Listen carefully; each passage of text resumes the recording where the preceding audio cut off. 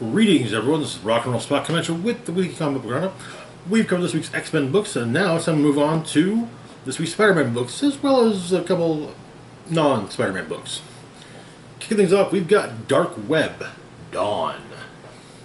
So I know the cover says Dark Web number 1, but all the listings for the books involved in Dark Web refer to it as Dark Web, Dawn. So, yeah. Anyway. What has happened previously? Ben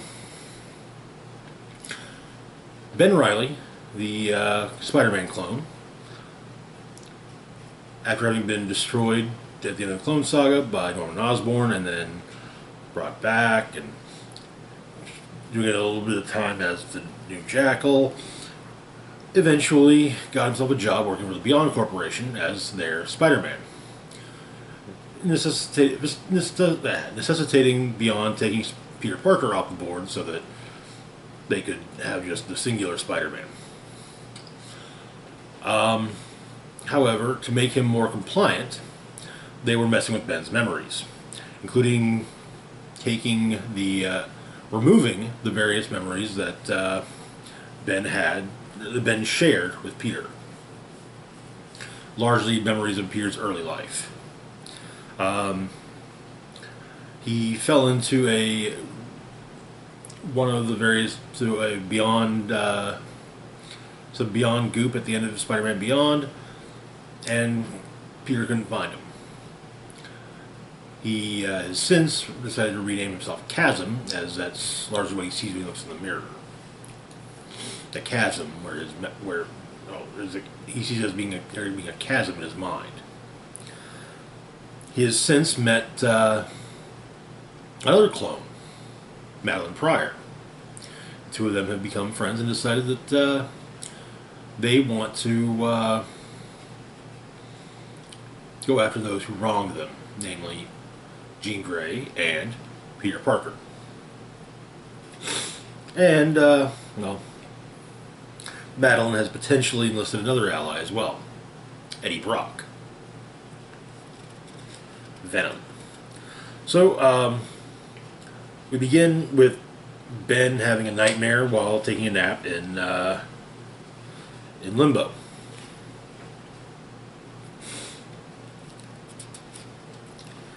And,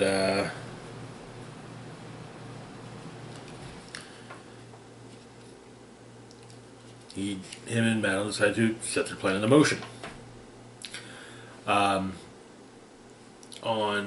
So the issue, we start off on December 13th.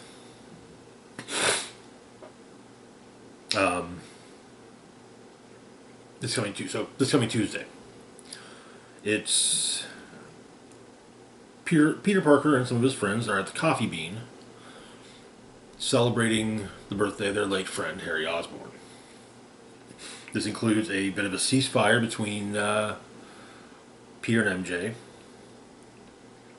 Peter had previously offered to buy her a coffee, and so she suggests that, well, why not, basically, I'll take you up on it now.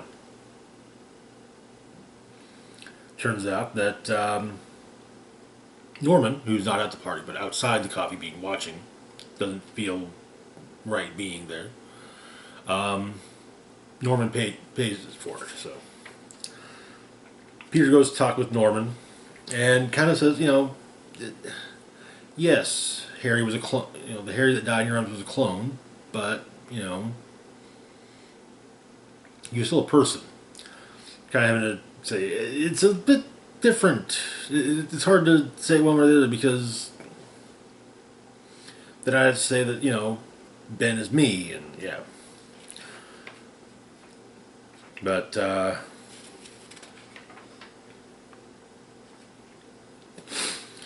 elsewhere in New York, the X-Men are out enjoying Christmas in New York. Firestar is openly taking advantage of the fact that because of her radiation powers, she's always warm, and actually does kind of, spread some of that actual warmth, the warmth that she herself generates to Havoc. Magic, while looking at a store display, sees one of the elves from it suddenly animate and shout Texas Tenebron before just quickly reverting to normal. Turns out that in Limbo, Madeline's mashing the keys of a giant organ and just shouting Texas Tenebron. And all the Inferno shenanigans. Well, first off, as Peter leaves the coffee bean, his spider sense goes crazy, and all of the normal Inferno shenanigans kick back up. A horse-drawn carriage tries to eat its passengers. A statue attacks the people looking at it.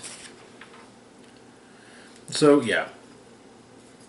Peter suits up, and, yeah. Rockefeller Center is going absolutely batshit.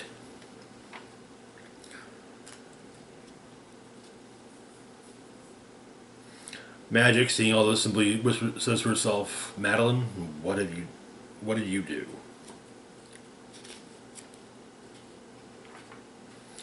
But Madeline puts her first operative into play, Hallows Eve, Ben's girlfriend Janine. Norman, upon hearing what's going on, opts to suit up as the Gold Goblin. And he's paid a visit by Chasm, who has managed to infiltrate Oscorp as Peter, because, well, DNA is going to show he's Peter. You know, he's got Peter's face. You know, yeah. But Chasm attacks Norman. Norman suits up, but Chasm reveals that since he was masquerading as Peter, he mucked around with the Gold Goblin armor, and it explodes. Not like explodes, but yeah, Norman's definitely injured. And then Madeline unleashes her next agent, Venom, who has been reverted via Limbo to his more villainous ways, and the issue ends with Venom shouting he's going to eat Spider-Man's brain. An interesting start for the story. If I wanted to, honestly, I wanted to include this with the X-Men books. You know, even do this as well as the other Spidey books plus the X-Men books. But there were two. With there being literally half a dozen X-Men books this week, yeah, they kind of got their own video. Hopefully, over the rest of Dark Web, I'll be able to do that at least a little bit more often. But moving on to our next book, we've got Spider-Man number 3, continuing End of the Spider-Verse. Where we left off, Shathra was attacking, seemingly took over the Great Web, and was looking to destroy all of the spider totems.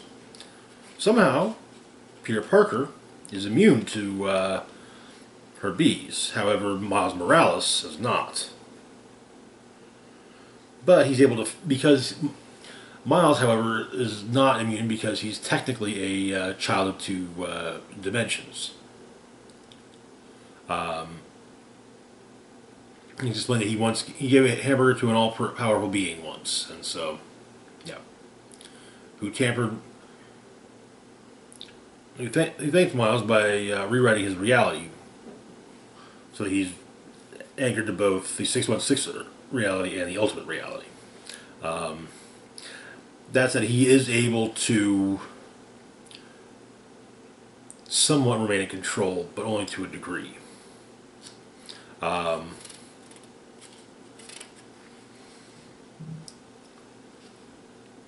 But Miles goes after Shathra with Kraven the Spider. Peter's informed of a way to potentially return Jessica Drew to existence, and so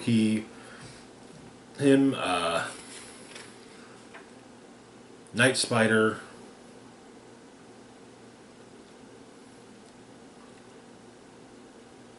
and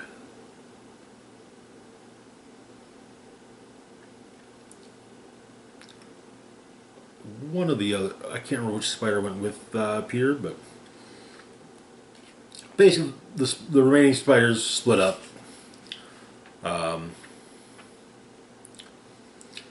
And turns out that what they need is in the Central American country of Dalvadia. Night Spider points out that she got her powers from a Dalvadian uh, spider artifact on her world. Oh, Aranya. That was the other one. Yeah, Aranya, Peter, and Night Spider. On Earth 616, Moreland has gone after is going after the changed spiders who are there, Spider-Punk, Ghost Spiders, and Spider-Man Noir, with Silk, Web Spinner, Spinstress, Princess Spider, and basically the remaining ones going to see. But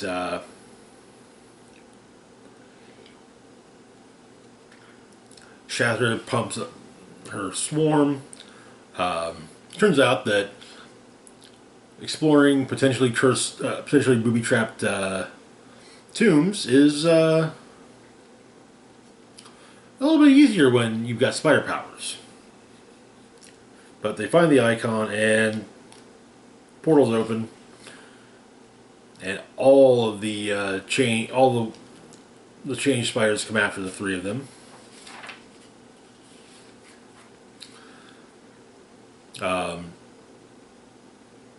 Back in Manhattan, Princess Petra is turned by a wasp and begins singing in a villain tone. Her and the other waspified spiders head towards Manhattan, except for Noir, who's been getting beaten on by Moreland. However, the dagger is gone. Spider-Punk, Ghost Spider, and Spider-Girl arrive at the temple in Dalvadia, and the odds are not looking good for Peter, and it gets even worse when Ghost Spider stabs him with the blade, unraveling him from reality. And that is where the issue ends. So because I would say that, so yeah, I was a little irked that that happened to Jessica, but seeing it happen to Peter, I was like, yeah, okay, Jess is gonna be fine. Somehow, Jess will be fine. I'm pretty sure everyone will revolt if Captain Marvel's best friend was killed off in a Spider-Man book. Moving on to our next book, we've got Miles Morales Spider-Man #1. Kicking off a new ongoing for Miles. And first off, I just want to say, this is probably the nicest quality I've seen for a non-event issue 1 from Marvel. And you know what? Marvel, on the off chance that someone there is listening, do this with all your books, okay? Charge the extra $1. I'll pay it. I will. I can't guarantee everyone else will, but yeah. I mean, this is nice. Got an almost cardstock cover. But Miles is getting back in the swing of things. He's just been going through a lot.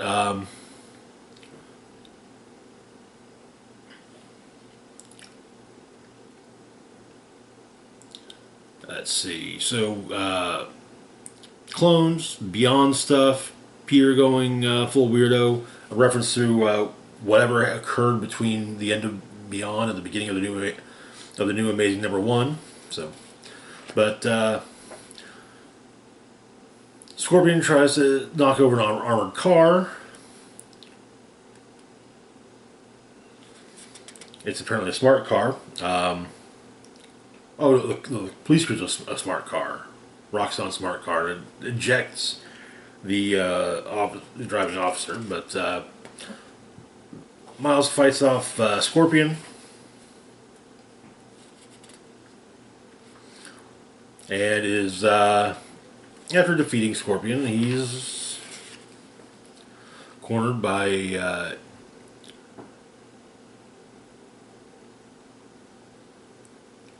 Agent Gao of I would guess I'm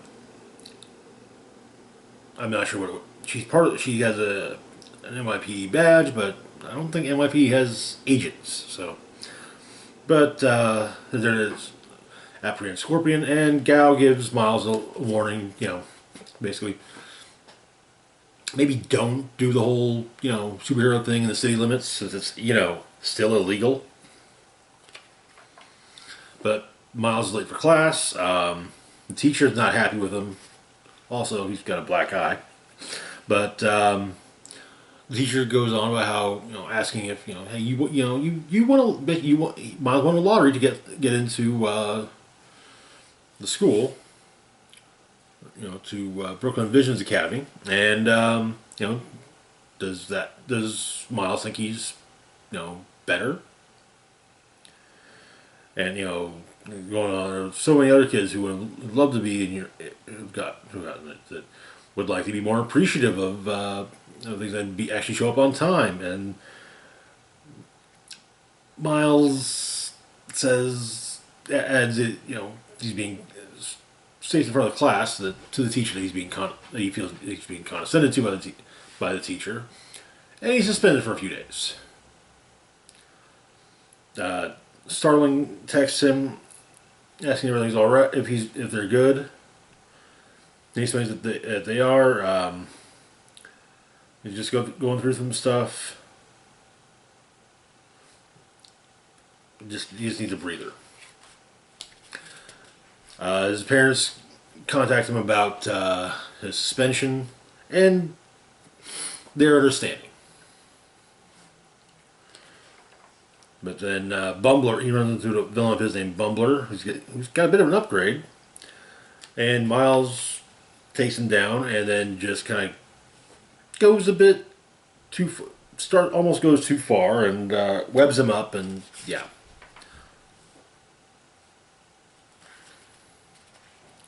Stops himself and just gives himself a little bit of me time sitting on a ledge before swinging off. And a young girl, turns out, who's been watching him. In fact, he saved her early on in the issue during Scorpion's attack. Well, she's been watching him and knows that he's who he is, and sees herself as being one of those who doesn't have the privilege of superpowers, and well, she's basically put a target, decided to go after Miles, and that is where the issue ends. Okay, interesting first issue. Cody Ziegler's. I know I've read some of Ziegler's other work. I can't remember what exactly, but I'd say Miles is in good hands. Look forward to seeing where this book goes. Looks like in a year's time we'll be hitting issue 275. So, moving on to our next book, we've got Secret Invasion number 2. Where we left off, there's another Skrull invasion. And this time, they got Nick Fury right off the bat, which Maria Hill discovered.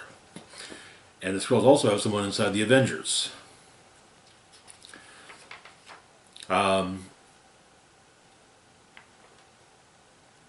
We get a recap of the original Secret Invasion event. And as Maria's explaining to various intelligence operatives from the U.S., various American intelligence operatives, and also their Skrull detectors are no longer working. Maria goes to talk to her prisoner. Apparently, Maria was the original. It was supposed to be. They were supposed to take the place of Maria Hill rather than Nick Fury. So they learned all about her, and so the Skrull kind of goads her, but that was all part of Maria's plan. As Maria's able to get a blood sample from the Skrull, and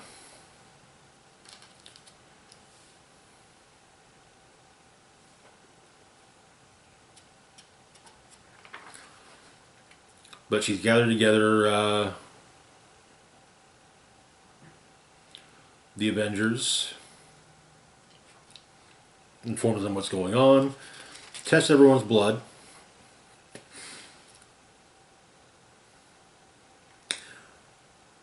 One testing comes out green. It's Jen Walters. And then another one does. Black Widow.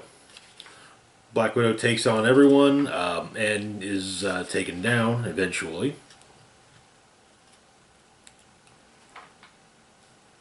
With partially in part due to Doctor Strange teleporting some tranq darts into her neck.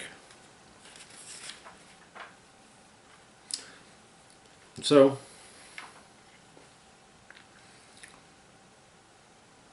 other heroes were being tested, including Spider-Man. Turns out, though, Natasha wasn't the only Avenger that was taken. Also, Natasha is found quickly and released by Cap and Phoenix. Tony Stark was also replaced. And he had something in place in the event of a blood test. A device that would basically make so that human blood came out. And that is where the issue ends. Very interesting. I'm really digging this. Yeah, this is all just set up for the upcoming Secret Invasion series on Disney Plus. But hey, it's fun to have a little, a sequel that's not a massive bloated event series. So, moving on to our last book for the moment, we've got Damage Control number 5. Where we left off, Gus was not all that lucky in his employment ventures. There's still one place to try and put him.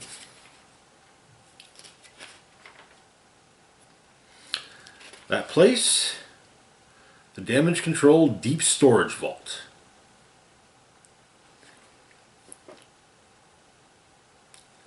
And Gus makes a crack about Raiders of the Lost Ark and the Ark of the Covenant. And Bart goes off on him, asking who told him about the Ark, and he wants names. And, well, Gus can he was just making a joke, that's all. And we've got crates from various organizations, largely defunct ones, such as Hammer, Strike, Sword, not so defunct. But basically, his job is just to catalog everything. There hasn't really been a filing system, so to speak. So, but Gus starts hearing a voice calling his name. Voices convinces him to try to get him to open up a Banetronics crate. He refuses, but then the voice says, "Hey, I got snacks." Well, inside the Banetronics crate is the dismembered remains of Jocasta. Which are activated, and she's to be reunited with her one true love.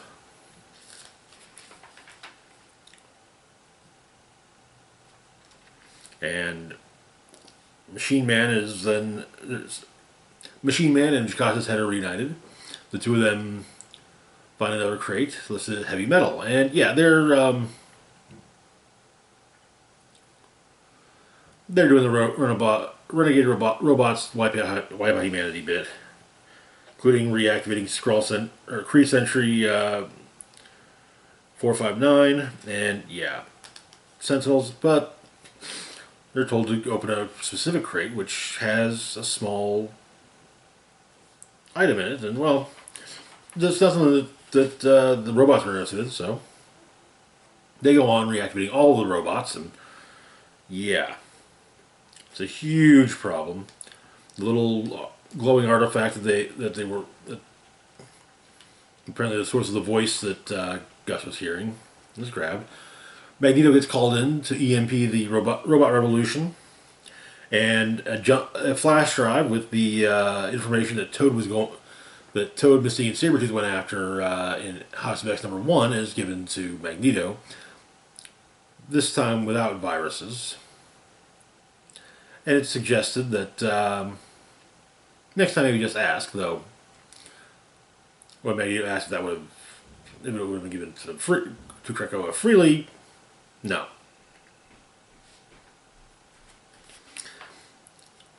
And Gus has been fired. However, the boss explains that Gus was not to be fired because of who he is. All of his past mistakes are brought up to Miss Hogue. Almost nearly caused an apocalyptic Skrull disaster. Smushed the D'Angelo family. Turned himself into a giant rodent monster. I can't remember the guy's name, but one of the guys, had caused other incidents. When the Silver Surfer shows up and explains that, it's a family thing. He was supposed to be kept at damage control to keep busy. Turns out that a chunk of Galactus' helmet broke off, and it's embedded in Gus. Gus is basically the son of Galactus. Hence the fact why he's always hungry. But as if everyone's informed that Galactus Seed is gone. Yeah, the glowing thingy that Gus grabbed. It's the Galactus Seed. But he wants to maybe see about going back to school, getting a master's degree, going to grad school. The egg doesn't agree with it, but he manages to talk. Hey, it's a 1-year degree, so all right. And that is where the series ends. This was a fun little series. Looks like there's an upcoming Damage Control board game from WizKids. I'm sure that this series had nothing to do with that coming up. Nothing at all. But yeah, Damage Control was a fun little series. I hope maybe we get some kind of, even if it's just a tongue-in-cheek bit with Gus becoming a cosmic entity. I hope we get that. It was fun. Anyway, that is going to do it for now. As always, feel free to like, share, and subscribe. Links to my Facebook, Twitter, Patreon, and PayPal can be found in the description box down below. This is Rock and Roll Spock signing off, saying, live long and rock hard.